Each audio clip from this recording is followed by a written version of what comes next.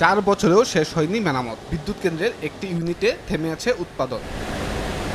2016 সালে বাণিজ্যিকভাবে উৎপাদন শুরু করে হবিগঞ্জের শাহজিবাজার 330 মেগাওয়াট ক্ষমতাসম্পন্ন গ্যাসভিত্তিক বিদ্যুৎ কেন্দ্র। 2022 সালের অগ্নিকাণ্ডের পর কেন্দ্রটির উৎপাদন পুরোপুরি বন্ধ হয়ে যায়। এরপর শুরু হয় দীর্ঘ মেরামত প্রক্রিয়া।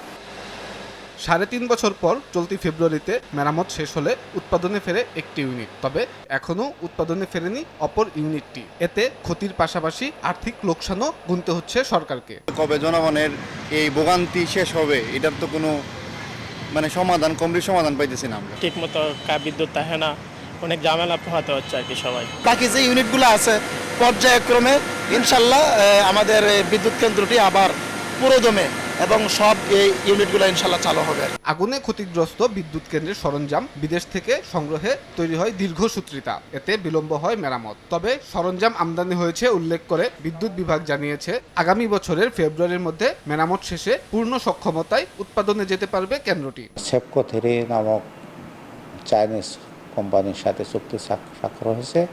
মালামাল সরবরাহ প্রক্রিয়াধীন আছে।